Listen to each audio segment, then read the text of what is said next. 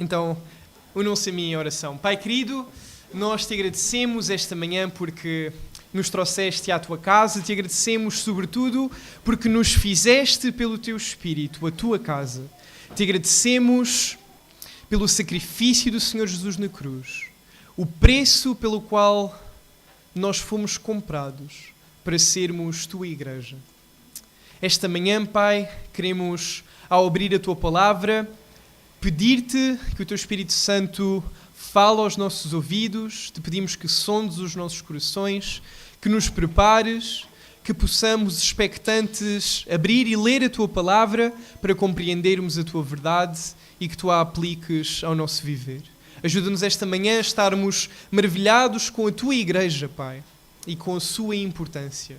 Queremos pedir-te isto e, ao mesmo tempo, rogar-te que possas remover qualquer obstáculo para a compreensão da tua mensagem, para a compreensão da tua verdade para as nossas vidas, Pai. Anima-nos por meio da tua palavra e confronta-nos também naquilo que tu considerares necessário.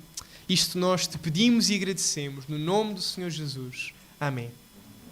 Antes de chegarmos ao nosso texto esta manhã, eu gostava de partilhar com alguns dos irmãos uma carta da parte da Segunda Igreja Batista do Barreiro para convosco. No primeiro culto eu chorei um pouco a partilhar isto convosco. Agora as lágrimas já estão um pouco mais contidas, mas ainda assim trago saudações da Segunda Igreja Batista do Barreiro, mas gostava de vos ler em específico esta carta que dirigimos também para os irmãos. Então, dizemos assim: aos irmãos da Igreja Batista do Miratejo, graça a vós e paz da parte de Deus, nosso Pai e do Senhor Jesus Cristo.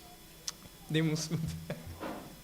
Amados irmãos, desejo expressar e manifestar uma profunda gratidão em nome da Segunda Igreja Batista do Barreiro, que foi alvo de grande amor e profunda generosidade da vossa parte, ao terem permitido que o pastor Mário Pina auxiliasse a Igreja Irmã no Barreiro durante o período de transição pastoral, e também todos os irmãos aqui que auxiliaram a Igreja do Barreiro por meio da pregação da palavra enquanto eu estive a recuperar da minha cirurgia.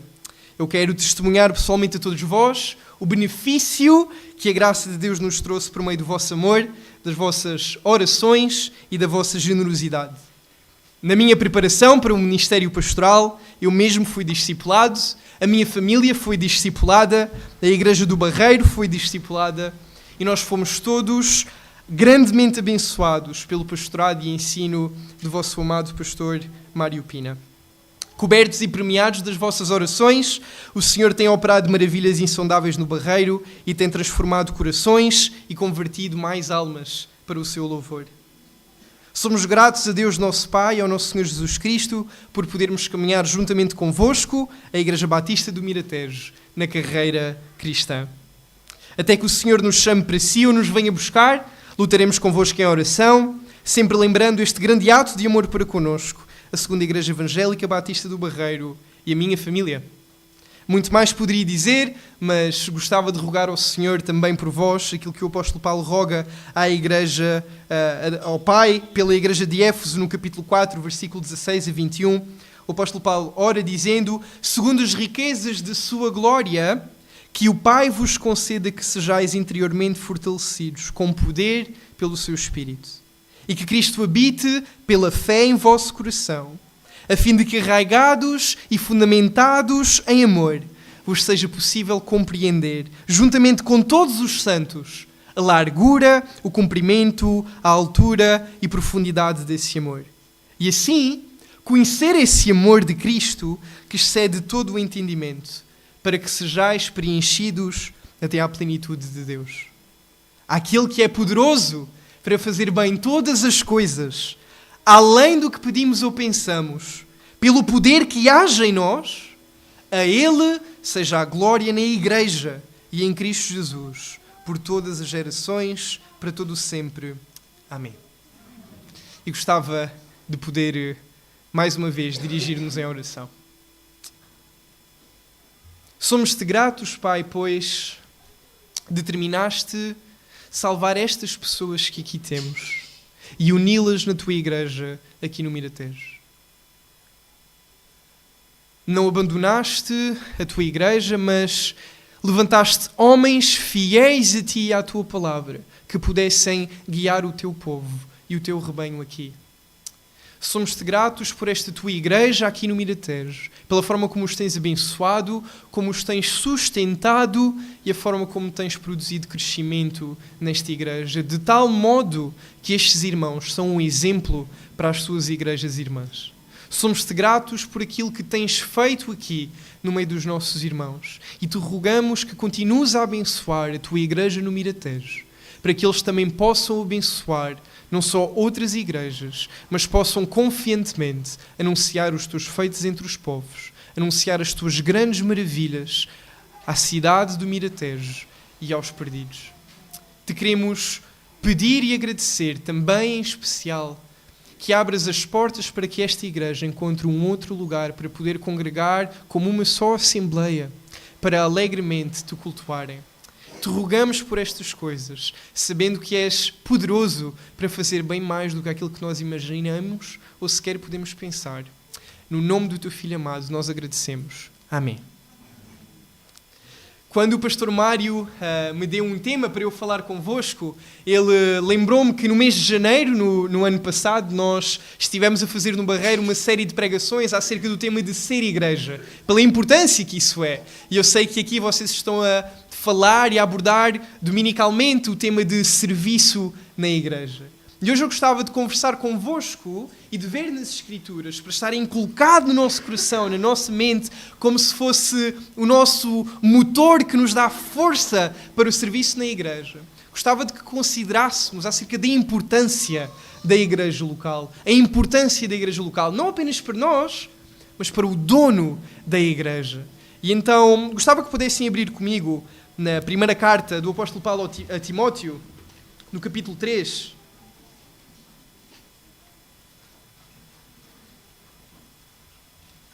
Primeira carta ao Timóteo, do apóstolo Paulo, no capítulo 3, versículo 14 e versículo 15. Sei que nos folhetos distribuídos têm a passagem. Podem também acompanhar.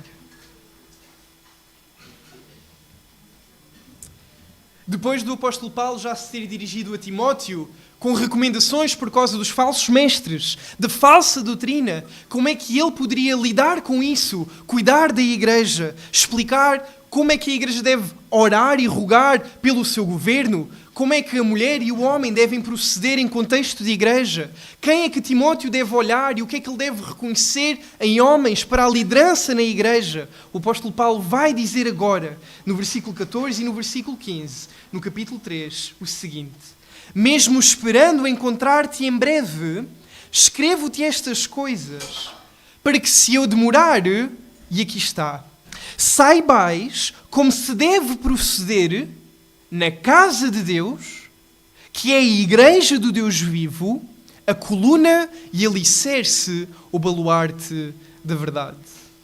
A casa de Deus, que é a igreja do Deus vivo, coluna e alicerce da verdade. Num acampamento de jovens da União Bíblica, que foi onde eu cresci, sei também onde foi o pastor Mário se converteu, nós estávamos a conversar num acampamento de jovens acerca de como a falta de perdão abre uma brecha para Satanás.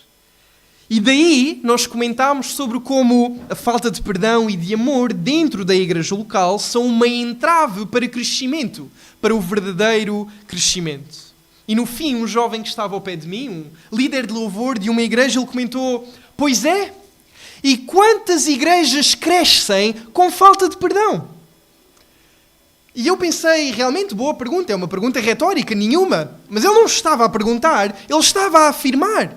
Ele vê igrejas a crescerem com falta de perdão, com falta de amor, com lideranças manipuladoras e pouco piedosas, com negligência para com as Escrituras, para com aquilo que Deus quer, para com a sua própria igreja. Como ou porquê é que ele vê que estas igrejas estão a crescer? De que modo é que se pode afirmar que uma igreja que não ama, não obedece a Deus, não se preocupa com aquilo que Deus tem para dizer à sua igreja por meio da revelação da sua palavra, como é que poderá estar a crescer verdadeiramente? Porque esta é a perspectiva que muitos jovens e muitos adultos ainda hoje têm acerca da igreja. Que X igreja está em crescimento ou que é saudável, talvez este nem sequer seja um termo que importa assim tanto as igrejas. Mas realmente são igrejas que estão em crescimento. Porquê? Porque têm sempre mais e mais pessoas. Reparem como até têm voluntários para estacionar os vossos carros, para dizer olá logo à entrada, para vos arranjar lugar. Estas são as coisas que realmente implicam se uma igreja é boa ou se não é boa. Não importa se não pregam a sã doutrina, não importa se vivem de forma incongruente para com as Escrituras, se têm mais pessoas, se têm apoio social, todas as áreas possíveis de serviço, então são o exemplo a seguir. E se assim é, não é surpreendente que muitas pessoas considerem estar em igreja como algo opcional. Não é surpreendente que muitas pessoas considerem estar em igreja, a comunhão dos santos, como nós cantamos no nosso credo, como opcional. Tem havido uma cada vez maior ruptura entre a Igreja de Cristo e os chamados desigrejados, aqueles que romperam intencionalmente, conscientemente, da comunhão com a Igreja. Existe um crescente entusiasmo, e é fascinante isto, existe um crescente entusiasmo pela figura do Senhor Jesus. Não necessariamente pela forma como Ele se apresenta nas Escrituras, mas pela figura do Senhor Jesus, ou pela espiritualidade. Há um crescente entusiasmo. Mas há um proporcional desinteresse para com a Igreja. Há mais interesse para com a espiritualidade e um proporcional desinteresse para com a Igreja. Existe até algum estigma dentro da própria Igreja, e eu posso dizer isto porque eu cresci neste estigma, neste contexto, em que nós às vezes até temos medo de convidar amigos e familiares para o culto. Talvez seja melhor não o trazer já à Igreja, vai ser um choque muito grande. E a pergunta é, porquê é que nós pensamos assim? Se o contexto da igreja local é onde a verdade de Deus é pregada, onde a palavra de Deus é exposta, onde os santos adoram a Deus, onde o pecador é chamado ao arrependimento, onde a grandeza e o evangelho do nosso Deus é manifesto, porquê é que temos este estigma da igreja local? É provável que alguns dos irmãos até conheçam pessoalmente alguém que diz seguir a Jesus, amar a Jesus, mas que não quer ter comunhão com nenhuma igreja local. Não quer ter nenhum vínculo para com nenhuma igreja. Eu conheço pessoas assim e posso dizer que há uma compaixão que brota no nosso coração, porque nós queremos que as pessoas amem o Senhor, compreendam o seu Evangelho, desfrutem das suas bênçãos, e uma das grandes bênçãos do Senhor para connosco é a igreja local, é a sua igreja, a sua família. Então nós queremos que as pessoas desfrutem desse amor e dessa bênção. E lá está, há alguma empatia que desperta em nossos corações, porque muitas das razões que estas pessoas dão para não congregarem com uma igreja local, não se envolverem, não se comprometerem para com uma igreja local, são muitas. E muitas vezes vêm atreladas a mágoas, a feridas, a muitas dores causadas por alguma igreja ou por alguns crentes que pecaram e trataram mal. Sem dúvida que essa é uma das grandes razões pelas quais alguém toma esta decisão de desistir da igreja, de romper com a igreja. Mas, por outro lado, existem outros culpados. Parece-me a mim que são dignos também de culpa não só aqueles que ofendem estas pessoas a ponto de as ferir e causar uma separação entre elas e o corpo de Cristo, onde eles, na verdade, deviam ver em nós, pela forma como nós nos amamos, pela forma como nos tratamos uns aos outros, o mesmo amor que nós recebemos em Cristo. Isto devia de ser a mensagem da igreja, de certa forma. Porquê? Porque a igreja local é onde o Evangelho se torna visível. A igreja local é onde o Evangelho se torna visível. E isto é o que o mundo deveria ver em nós. Por outro lado, existem outros culpados. E parece-me a mim que são dignos de culpa aqueles que tentam alargar a porta que é estreita. Algumas igrejas em Portugal e arredores têm visto, sem dúvida, um crescimento fenomenal na quantidade de número de pessoas que frequentam as suas celebrações. Agora, eu não acredito que devamos necessariamente de ir contra igrejas grandes ou criticar todas as igrejas grandes. Não existe algo inerentemente mau quando uma igreja é grande. É bênção do Senhor. O Senhor lhes deu mais recursos, mais oportunidade para estenderem para com outras igrejas, para fazerem mais missão. No entanto, em bastantes casos, nós vamos encontrar utilização de técnicas de marketing, manipulações sociais e emocionais, e praticamente sempre uma grave tendência de diluir o Evangelho e substituir todo o conselho de Deus por coaching, palavras de afirmação. E por isso não é surpreendente que se estime nos Estados Unidos que a cada semana cerca de 53 mil pessoas abandonem a igreja local e raramente voltem. E eu tenho a certeza que nós não nos surpreenderíamos com os números em Portugal. Principalmente depois de termos passado pela pandemia, o confinamento e o Covid, quando toda a gente descobriu os fenómenos da pregação da internet. Daquele pastor que prega tão bem e que nunca me magoa no meu pecado, que nunca me acusa, que nunca me chama perto e aponta à incongruência da minha caminhada com Cristo. Nunca me abana no meu hoje para eu seguir o Senhor, para eu amar o Senhor, para eu ser um bom pai para os meus filhos, um bom marido para a minha esposa, um bom trabalhador no meu local de trabalho, um bom filho para os meus pais. Descobriu-se este fenómeno das pregações na internet e consideram que seja suficiente.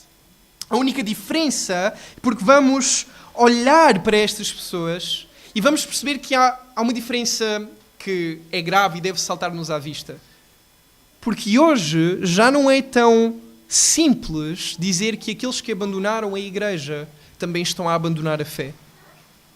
Aqueles que estão a abandonar a igreja também estão a abandonar a fé. Porque se nós formos averiguar com estas pessoas e perguntar o que é que aconteceu, porque é que abandonaste a igreja, não sabes que é mandamento de Deus, congregar, não deixarmos de estar juntos, estas pessoas vão dizer, grande parte delas vai comentar, que está a ter uma vida espiritual ativa, que lê a Bíblia, que está em oração com Deus, que mantém contacto com algumas pessoas da igreja, ou que até que está a servir numa organização ligada a uma igreja, mas num desvínculo para com a igreja local. A única diferença, dizem, é que agora estão a nutrir o seu relacionamento com Deus à parte da igreja. No fundo, Deus está a trabalhar nestas pessoas e através delas à parte da igreja local. Alguns até comentaram que estão a aproximar-se de Deus ao mesmo tempo em que se estão a afastar da igreja. Quanto mais se aproximam de Deus, mais se afastam da igreja. Hoje em dia, afinal, mais que nunca, existem tantos recursos para nos encontrarmos com Deus à parte de uma igreja local. A igreja como nós a conhecemos, ou diria, a igreja como Deus a apresenta para estas pessoas, está ultrapassada. E um dos principais responsáveis por disseminar este pensamento, ele comentou o seguinte. Ele disse: a Bíblia ensina que devemos amar a Deus de toda a alma, força, coração e entendimento. Agora vejam, ele diz assim: fazer parte de uma igreja local pode facilitar isso. Ou também não. Pode não facilitar que amemos a Deus de toda a nossa força, alma, coração e entendimento. Afinal de contas, nenhum de nós foi chamado para frequentar uma igreja ou para se juntar a uma igreja, porque nós somos a igreja. Individualmente, eu na minha casa, sozinho, sou a igreja. Pois sim, claro.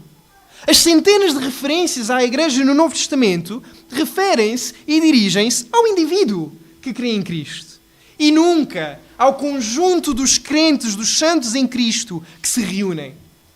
Por outras palavras, vamos fechar os olhos a todas as cartas do apóstolo Paulo às igrejas locais. Lemos em 2 Coríntios 8 que o apóstolo Paulo estava a enviar alguns irmãos para onde? Para a igreja invisível, para a igreja universal, para uma igreja específica, uma igreja que se reunia em Corinto. Então vamos fechar os olhos a tudo isto, vamos fechar os olhos à consagração e ao envio de líderes para igrejas locais, à obrigação, ao chamado da obediência à autoridade da igreja local. Vamos fechar os olhos à disciplina da igreja, à membresia, ao cumprimento das ordenanças, que é chamado para ser cumprido no contexto da igreja local, o batismo e a ceia do Senhor. Vamos fechar os olhos ao cumprimento das dezenas de mandamentos de uns aos outros da igreja, que servem para que o mundo saiba que nós amamos e servimos a Cristo, que somos seus discípulos, para que eles conheçam a Cristo. E, sobretudo, ignoremos completamente o facto de que a igreja não é uma invenção humana, mas de Deus, nos planos de Deus. Projetada, criada, fundamentada e sustentada por Deus. Assim, as grandes perguntas que nós queremos ver respondidas são as que estes ditos desigrejados intencionais levantam. E eu gostava que nós procurássemos resposta a isto neste preciso momento, enquanto abrimos as Escrituras e olhamos para 1 Timóteo 3:15. Será possível ter uma vida espiritual saudável à parte de uma igreja local? Será possível nós nos aproximarmos de Deus, mas afastarmos-nos da igreja? É possível sermos filhos de Deus e rejeitar a sua família, amar o Pai e odiar os nossos irmãos? Bem, João responde muito claramente a esta última, se nos vem à mente. Mas vamos ver o que o texto diz. Porque temos que procurar o que o próprio Deus diz acerca da igreja, acerca desta instituição que Ele próprio planeou, criou e sustentou no livro que Ele mesmo escreveu. E permitam-me só colocar um parênteses quando formos abordar o texto. Um parênteses que não é absoluto, certamente, mas eu acredito que está lá perto. Porque se o argumento das Escrituras não for suficiente para convencer alguém acerca da importância da igreja local e do papel da igreja local nos planos de Deus, então provavelmente o que estas pessoas precisam não é de convencimento acerca da importância da igreja local, mas de evangelização. Porque estas pessoas provavelmente não são crentes. Agora, se realmente forem crentes, estão em desobediência e precisam de ser chamados ao arrependimento. Bastar-nos ir fazer uma leitura diagonal pelo Novo Testamento para nós percebermos a centralidade da igreja nos planos de Deus. A igreja é representada de muitas formas, principalmente como o corpo de Cristo. Todos aqueles a quem o Espírito Santo regenerou, os que colocaram a sua fé em Cristo para a sua salvação.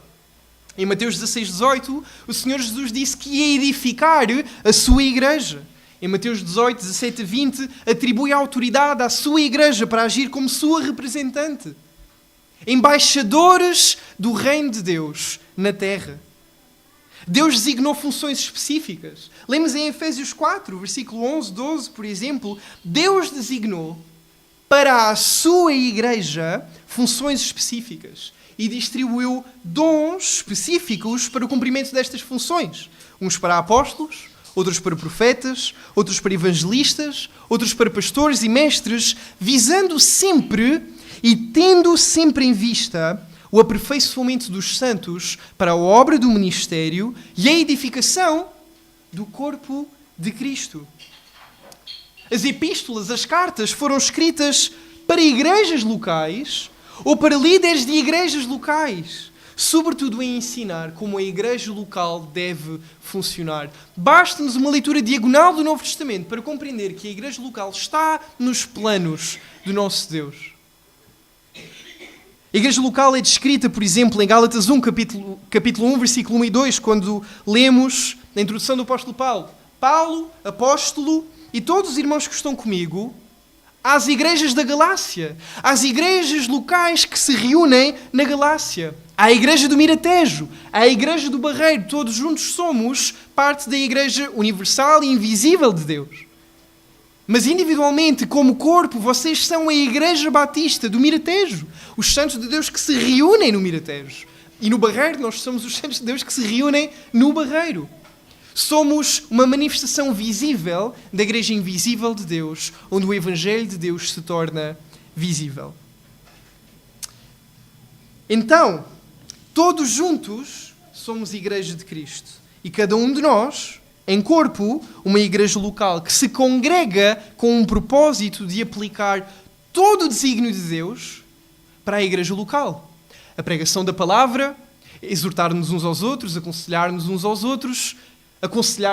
outros, pregarmos a palavra, administrarmos as ordenanças de Deus, todo o desígnio de Deus para com a igreja local, para com o corpo, como em 1 Coríntios 12. Tomemos este exemplo que o apóstolo Paulo descreve em 1 Coríntios 12 acerca de como a igreja é o corpo. Porque todos nós somos individualmente membros deste corpo, mas o membro não pode dizer que não precisa do resto do corpo.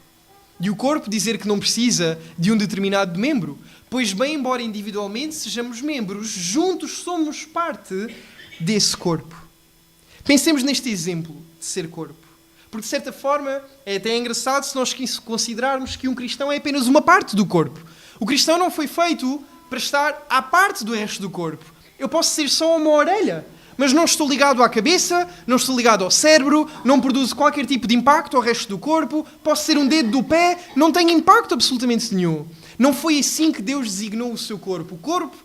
O corpo de Cristo, a sua igreja, não é disfuncional. Foi perfeitamente ajustada por Deus, cada parte, para cumprir o seu desígnio. A igreja local está nos planos do nosso Deus. Então a resposta simples é que pertencer à igreja de Cristo não é uma opção para o cristão. Longe disso. Longe de ser meramente uma opção para o cristão.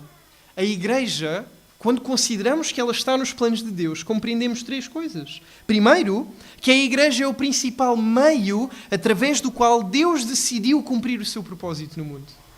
A igreja é o principal meio através do qual Deus determinou cumprir o seu propósito no mundo. É também o instrumento escolhido de Deus para chamar os perdidos para si.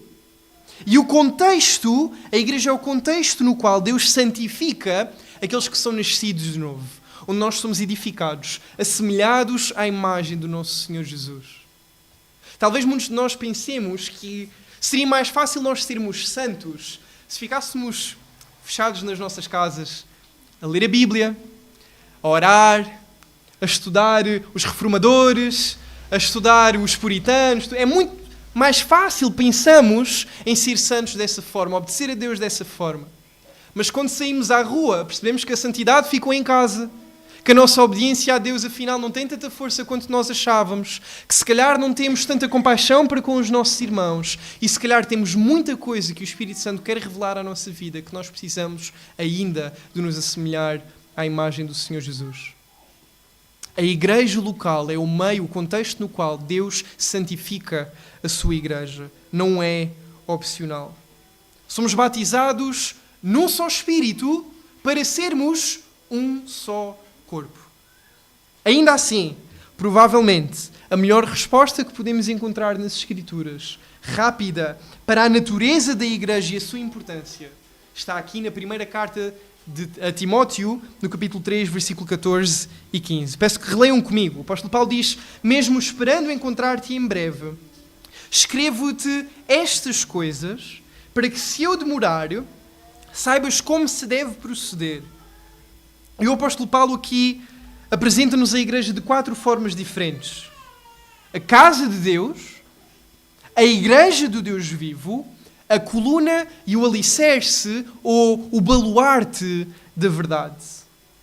Então vamos olhar parte a parte nas formas como o apóstolo Paulo apresenta a igreja de Deus. Primeiro, casa de Deus. A palavra casa vem do grego para oikos, que significa lar. Então aponta-nos não só para onde é a casa, onde se habita, mas também quem lá habita. Onde se habita e quem lá habita, quem faz parte, quem constitui este lar. E ambos os significados são empregues aqui à igreja na palavra. Por isso nós sabemos que, em primeiro lugar, a igreja é o lugar da habitação de Deus. Em primeiro lugar, a igreja é o lugar da habitação de Deus. E o que é que isto implica? Bem, que o próprio Deus vive e habita no contexto da sua igreja. A igreja é a casa de Deus. Nós, não apenas individualmente, ou não sobretudo individualmente, mas em corpo, Somos onde Deus escolheu habitar. Somos pedras vivas, edificadas como casa espiritual. Na primeira carta aos Coríntios, no capítulo 3, versículos 16 e 17, o apóstolo Paulo fala a toda a igreja e às vezes nós tendemos a olhar para isto e considerar uma perspectiva muito individualista. Mas o apóstolo Paulo está a falar à igreja quando diz que vós sois templo do Espírito Santo. Vocês são templo do Espírito Santo. Na segunda carta, o apóstolo Paulo diz: nós somos santuário do Deus vivo. Como ele mesmo disse, Deus já tinha manifestado este desejo desde sempre. É um desejo que ele cumpriu no Senhor Jesus e vai manter para sempre. Ele diz: habitarei neles, entre eles andarei. Eu serei o seu Deus e eles serão o meu povo. Que verdade maravilhosa deste desejo do nosso Deus, de ser nosso Deus e de que nós sejamos seu povo. Ele deseja habitar no nosso meio e a sua igreja, o corpo de Cristo, é onde Deus quis habitar, onde nos juntamos como sua igreja. Então, amados, a primeira resposta das Escrituras que nós podemos dar é óbvia. Se nós queremos estar onde Deus está, precisamos de estar em igreja, porque é onde Deus decidiu habitar. É onde Ele está. Em primeiro lugar, a igreja é o local da habitação de Deus. É isto que significa a igreja ser casa de Deus. Mas também, em segundo lugar, a igreja é a família de Deus. A igreja é a família de Deus.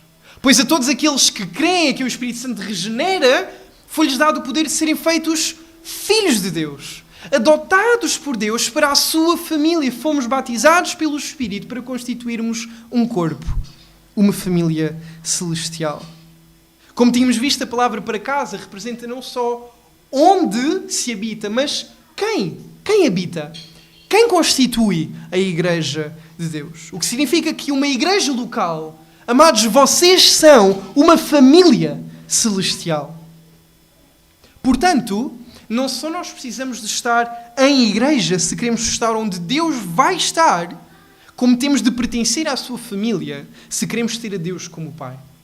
Nem faz sentido ter a Deus como Pai e não pertencer à sua família. É como se o apóstolo Paulo estivesse a dizer: como é que alguém pode chamar a Deus de Pai recusando-se a fazer parte da sua família, a reconhecer os outros filhos do Pai como seus irmãos? Por exemplo, é possível nós obedecermos ao mandamento de honrarmos o nosso pai e a nossa mãe se fugirmos de casa? Bem, de certo que não. Não conseguimos honrar o nosso pai e a mãe se fugirmos de casa. Como podemos, então, presumir estar a obedecer o nosso pai, seja no que for, se rejeitarmos e fugimos da sua casa? Não há como. Esta é a segunda resposta que nós encontramos nas Escrituras para quem diga que segue a Deus à parte da sua igreja. A família de Deus não é uma família disfuncional. A família de Deus não é uma família disfuncional. Então o apóstolo Paulo apresenta a igreja como casa de Deus, onde Deus habita e onde a sua família pertence. Apresenta também a igreja, e em terceiro lugar, a igreja é do Deus vivo. A igreja é do Deus vivo. E a ênfase absoluta desta afirmação que o apóstolo Paulo está a dar ao dizer isto está no facto de que a igreja procede de Deus, tem a sua origem em Deus e pertence a Deus. É dele. A igreja é do Deus vivo. Isto significa que em todos os momentos da vida da igreja, em tudo aquilo que acontece, Deus está ativamente e pessoalmente envolvido nos assuntos da sua igreja. Em cada coisa que a sua igreja ora, em cada coisa que a sua igreja faz, em cada coisa que acontece no meio da sua igreja, Deus está ativamente envolvido. A igreja é a posse mais desejada e querida do nosso Deus, ao ponto de que vimos, em Atos capítulo 20, versículo 28, que a igreja foi comprada com o sangue de Cristo.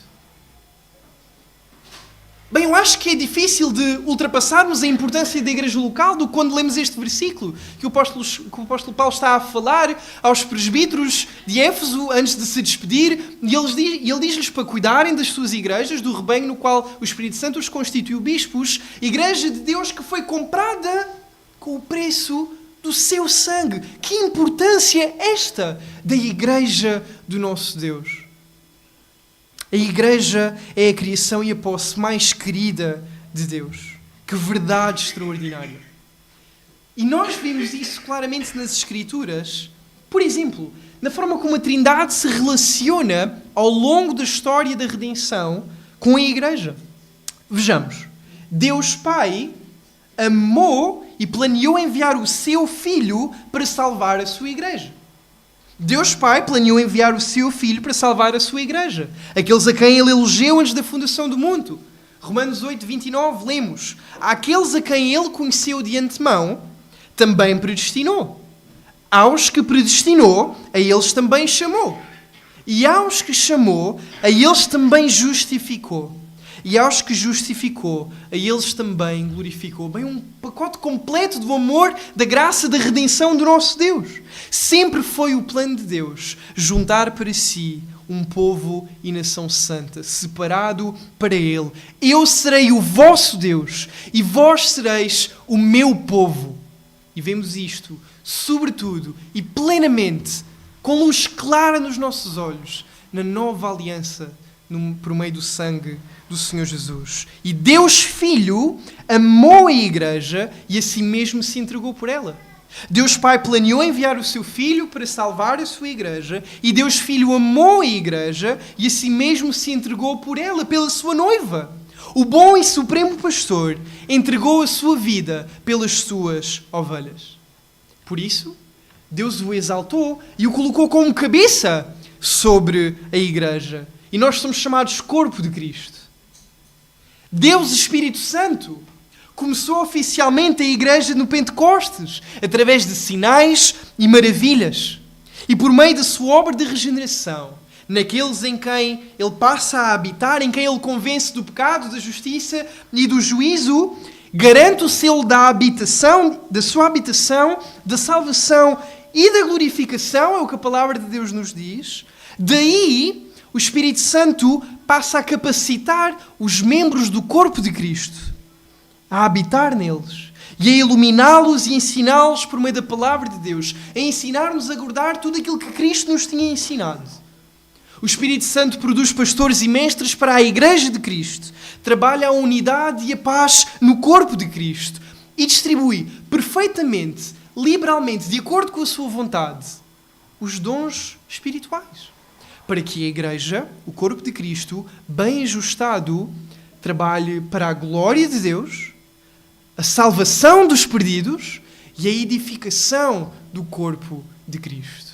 Tal é o propósito do nosso Deus para a sua igreja, que foi paga com o preço do seu sangue.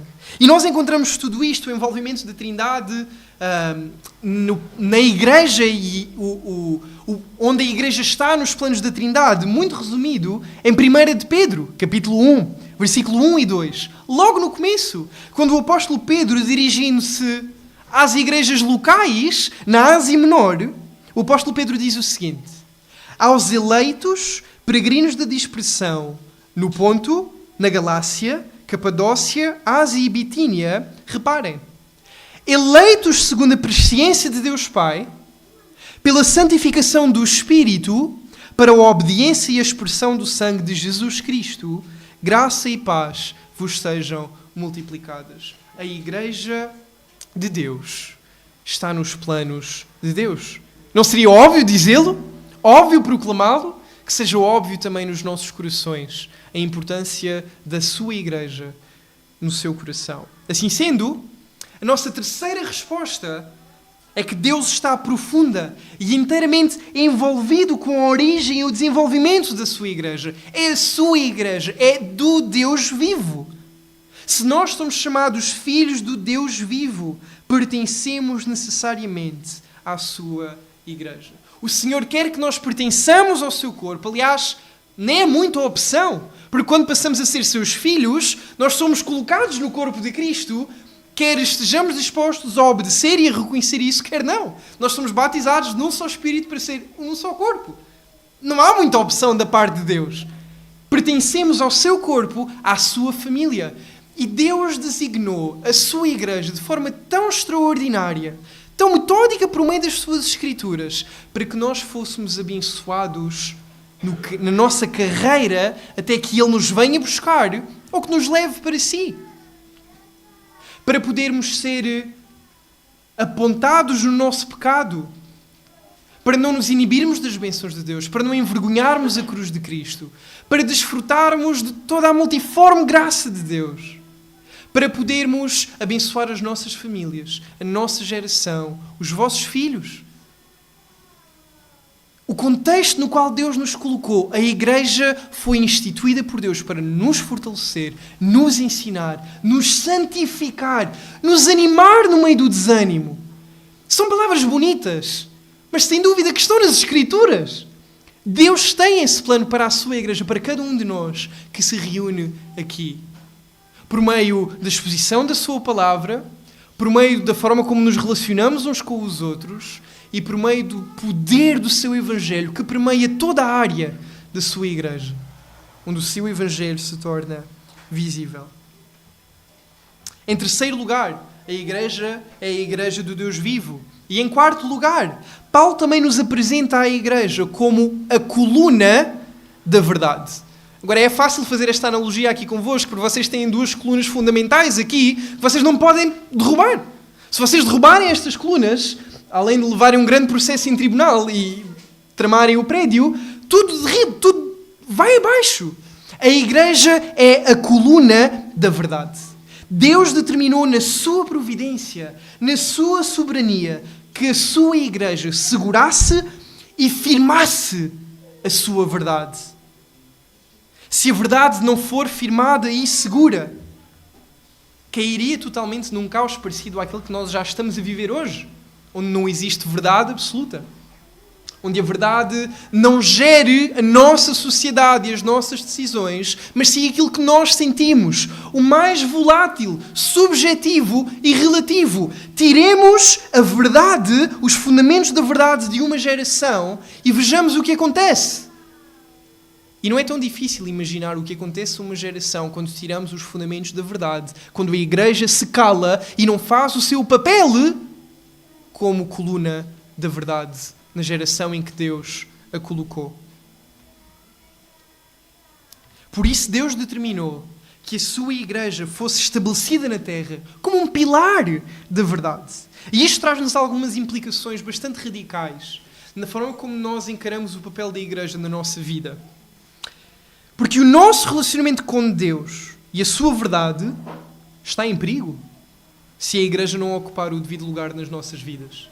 Porque Deus determinou utilizar a igreja. Não só é a casa de Deus, onde Deus habita e onde a sua família está, não só é a sua igreja, a sua posse, tem a origem nele, como é também a coluna da verdade.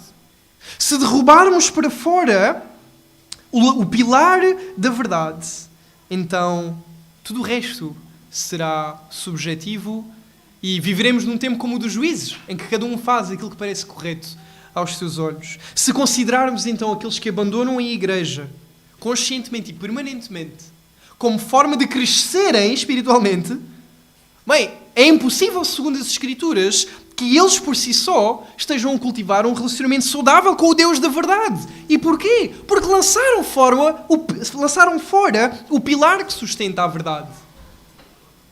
E existem várias formas como podemos encarar a igreja como pilar da verdade. Como a Escritura nos apresenta nos planos de Deus, a igreja como um pilar que sustenta a verdade. Por exemplo, e em primeiro lugar, a igreja é um pilar da verdade porque Deus determinou revelar a sua verdade por meio da sua igreja.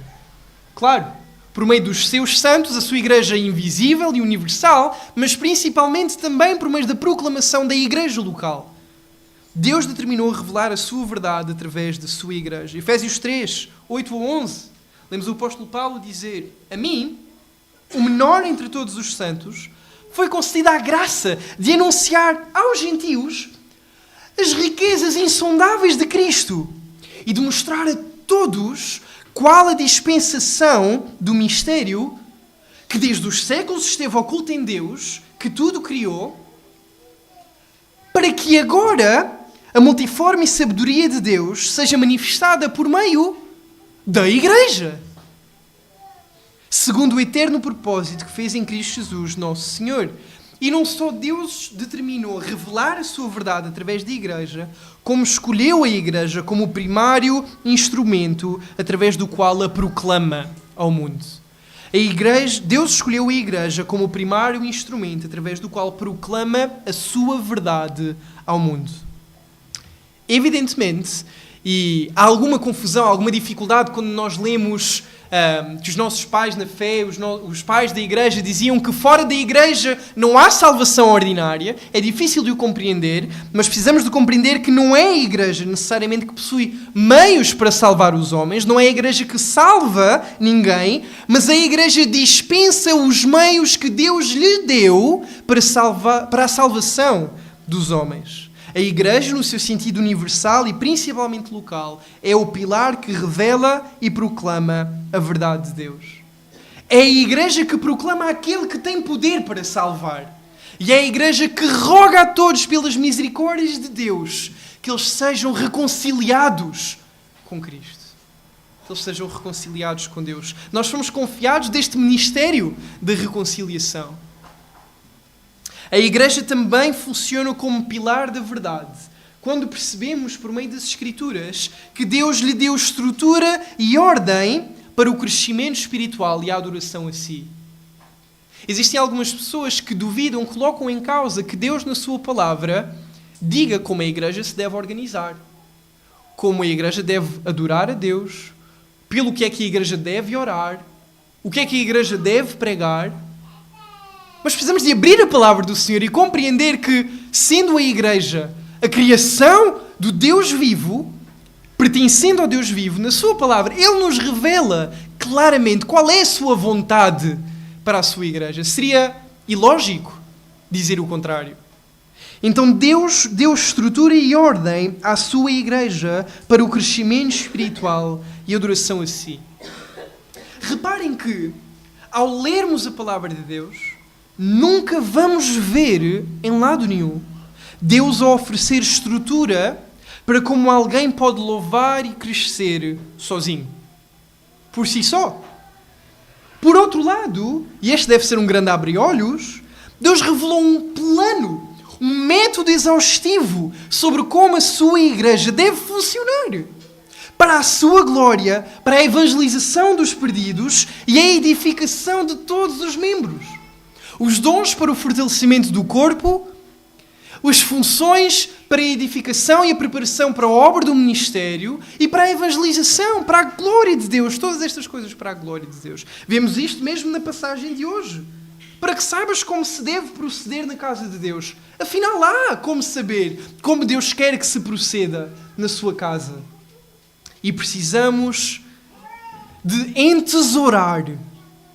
E não só de manter fechado no tesouro, mas aberto nos nossos corações, nas nossas mentes, que Deus tem um plano e um propósito para a sua própria Igreja. Deus desenhou a sua Igreja para que ela seja o contexto no qual nós passamos do pecado para a santidade. E dói! E para isso precisamos da Igreja. De certa forma, tentar crescer em Cristo, tentar aproximar-nos de Deus sem a Igreja é como tentarmos aprender a nadar fora da água. Não há como. A Igreja é o pilar da verdade, porque é o meio pelo qual Deus escolheu revelar, proclamar e aplicar a sua verdade. A conversar com algumas pessoas que estão fora da Igreja, eu às vezes pergunto, onde é que tu exerces os teus dons? E dizem-me, eu exerço os meus dons no meu local de trabalho, eu exerço os meus dons com a minha família, certo, mas Deus deu os dons para serem exercidos em que contexto? Para quem? Para onde? Se não exerces os teus dons para com a tua família na fé, para com a tua igreja local, para o fortalecimento mútuo da vossa fé, como é que me podes estar a dizer que usas lá fora se estás em desobediência clara? Como é que podes dizer que obedeces a Deus se estás em desobediência a Deus? Como podes dizer que estás a obedecer ao teu pai se fugiste e rejeitaste a sua casa, a sua família? A igreja é o pilar da verdade, por estas razões. E também porque é o meio através do qual Deus escolheu proteger a verdade. Proteger a verdade. A igreja protege a verdade do erro. A igreja protege a verdade do ensino dos falsos profetas, do ensino dos falsos mestres. Declara, expõe os seus perigos. Renuncia às mentiras dos séculos. Satanás é astuto na forma como manipula os pensamentos dos homens. Com filosofias vãs, leva os homens a serem agitados como caniços no vento. Mas não é necessário que assim vivamos, porque Deus determinou que a sua igreja ia ser o pilar da verdade, o que sustenta a sua verdade.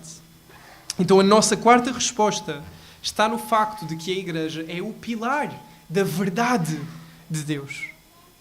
Agora pensemos, claro, quando o pilar desaparece, quando o pilar é rejeitado, é natural que a verdade seja deturpada.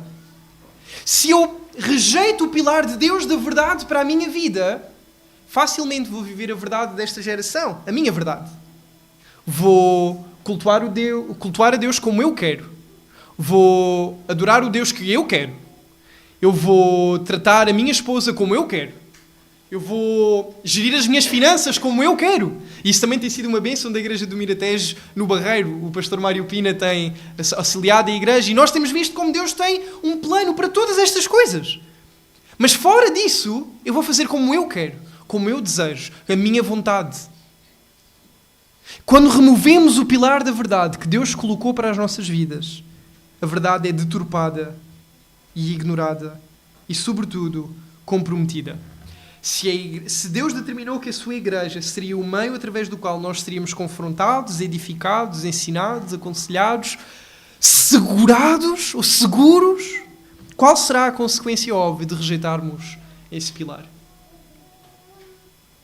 Por quinto e último lugar, o apóstolo Paulo também apresenta a igreja como o suporte da verdade, ou o baluarte da verdade, como está escrito nos vossos panfletos. O apóstolo Paulo apresenta a igreja como o suporte da verdade. E esta palavra que é utilizada pelo apóstolo Paulo para suporte representa estabilidade, firmeza e permanência. A igreja não vai a lado nenhum. É isto que o apóstolo Paulo está a dizer a Timóteo. Paulo queria que Timóteo soubesse e tivesse a certeza de que a igreja é uma instituição divina que Deus prometeu preservar durante todo o tempo, até vir buscar a sua igreja. Independentemente do que possa advir, a igreja irá subsistir. Porque ela é a casa de Deus, é a igreja do Deus vivo, é o pilar e o suporte da verdade. Quando olhamos para o Apocalipse, quando João está a ver o Senhor Jesus, quando olhamos para o Alfa e o Ômega, o glorioso e eterno Jesus, a suster as 7 estrelas na sua mão direita, compreendemos onde estamos seguros. E de lá ninguém nos arranca.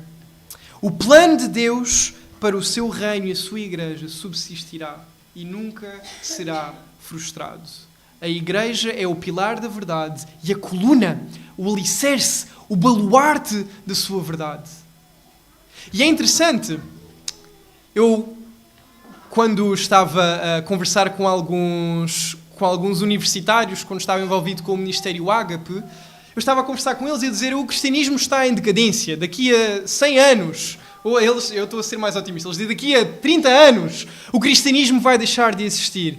Bem, isso é o que Satanás está a tentar desde o começo. E a verdade é que não acontecerá, porque o nosso Deus mantém e preserva a sua igreja. Podem tentar diluir a mensagem do Evangelho, podem tentar escondê-la, podem tentar cancelá-la, principalmente na nossa cultura de hoje. Podem tentar cancelá-la, mas o nosso Deus permanece vitorioso sobre todas essas coisas. Estejamos certos que a igreja de Deus ficará firme até ao fim. Porque não está firme nela própria, mas no Deus do universo.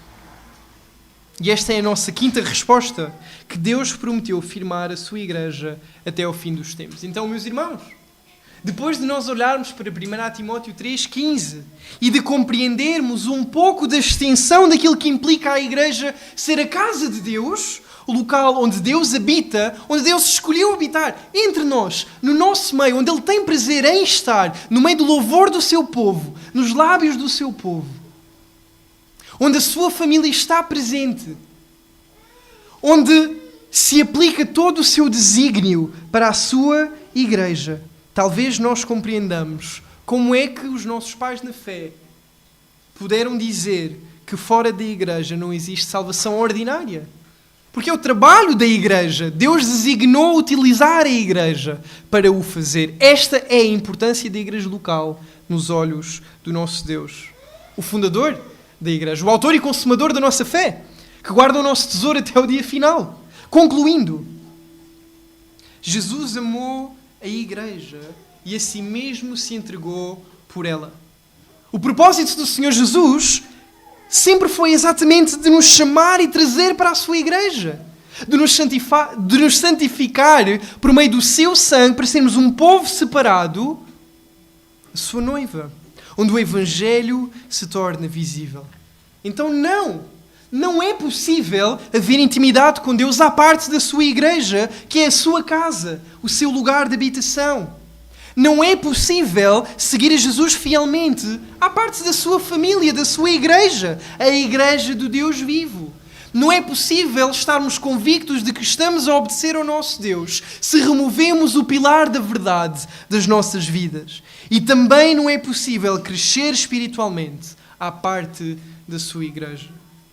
Então, meus irmãos, estejamos convictos no nosso coração para amarmos aqueles em que vamos encontrar que certamente têm esta perspectiva de que não precisam da igreja, que nós tenhamos compaixão em nosso coração e certeza por meio das Escrituras para afirmar que se segue a Deus à parte da igreja, não é o Deus da igreja que se segue.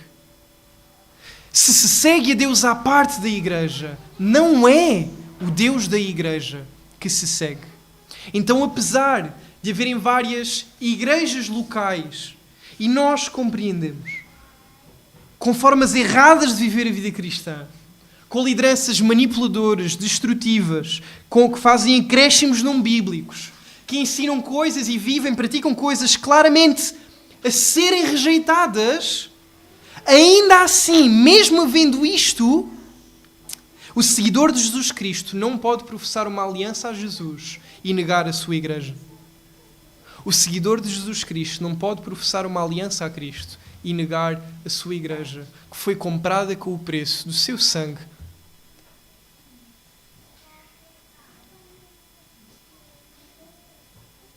A igreja é o principal meio através do qual Deus cumpre o seu propósito no mundo. É o instrumento escolhido por Deus para chamar os perdidos para si, para proclamar a sua verdade. E é o contexto no qual Deus determinou santificar os seus filhos. Nós somos a igreja de Deus, o corpo de Cristo, perfeitamente ligado e ajustado para a glória de Deus, para a edificação uns dos outros, para o fortalecimento. Somos família de Deus, do qual Cristo é a cabeça, comprados pelo seu sangue para a sua glória e louvor. O nosso Deus não só não nos abandonou no nosso pecado, mas fez o nosso pecado e o peso do nosso pecado cair sobre o seu Filho naquela cruz. E o esmagou para que pelas suas pisaduras nós fôssemos sarados. Não só o nosso Senhor bebeu o cálice da ira de Deus, para que nós tivéssemos paz com Deus, não só comprou o perdão dos nossos pecados, como também fundou a sua igreja. Que maravilha pertencermos ao seu corpo, à sua família, onde Deus determinou que nós crescêssemos, que nós nos aproximássemos dele, que nós desfrutássemos da sua presença, que nós desfrutássemos das consequências práticas e visíveis do Evangelho. e que o mundo lá fora olhasse para nós e dissesse: realmente, estas pessoas não fazem sentido. Não há explicação àquilo que acontece dentro desta igreja, no conjunto desta igreja. A forma como se relacionam uns com os outros, como adoram este Deus, como amam e expõem a sua palavra. Isto é algo que não tem explicação humana. Certamente, só Deus pode operar uma coisa destas. A igreja, amados irmãos, não só está nos planos de Deus para a salvação dos perdidos, mas para a nossa alegria. Até que Ele nos venha buscar. Ou até que Ele nos leve até si. Ele nos constituiu família. Que maravilha isto! Que bênção, que alegria sabermos que não precisamos de caminhar sozinhos. Não precisamos de passar pelas nossas lutas sozinhos. Não precisamos de enfrentar aquilo que nos é desconhecido sozinhos. Eu sei que, quando eu for pai, os meus irmãos em Cristo me vão conseguir ajudar a educar os meus filhos, a suportar aquelas noites sem sono que eu creio que existirão, porque o Senhor não nos abandonou, mas nos colocou na sua família. Demos glória a si. Que glória! Que bênção fazer parte da família de Deus. A importância da sua igreja local. Têm falado, creio, do serviço da igreja. Que maior motivo haverá para nos investirmos no serviço da igreja de Deus do que compreender a importância da igreja de Deus para Ele mesmo? Que maravilha, que bênção e que privilégio. Vamos orar. Nosso Deus e nosso Pai, somos-te gratos, pois, apesar de outrora sermos errantes, teus inimigos, amantes do pecado, embora tivéssemos substituído a tua glória pela glória dos homens, tu nos salvaste por meio do sacrifício do teu Filho. Nos transportaste, nos arrancaste do reino das trevas e nos colocaste no reino do teu Filho amado. Nos uniste à tua igreja. Ó Pai, nós te agradecemos porque determinaste e nos providenciaste um contexto no qual nós pudéssemos crescer na tua palavra, pudéssemos crescer em santificação, pudéssemos aprender a amar-te mais e a sermos cada vez mais parecidos com o Senhor Jesus. Por isso, deixando as coisas do passado para trás e olhando para aquilo que está proposto à nossa frente, queremos prosseguir para o alvo, para o prémio da soberana vocação que temos na pessoa do Senhor Jesus Cristo, nosso Senhor. Queremos caminhar para este alvo. Queremos servir a tua igreja, que é a tua posse mais querida. Ajuda-nos a, durante os nossos dias, compreender a imensidão daquilo que significa nós termos sido comprados com o preço do teu sangue. E ajuda-nos a cuidar e a tratar da tua igreja, a relacionar-nos com ela da mesma forma que tu te relacionas com ela. Te damos graças, Pai, por todas estas bênçãos e misericórdias que tens suprido na nossa vida.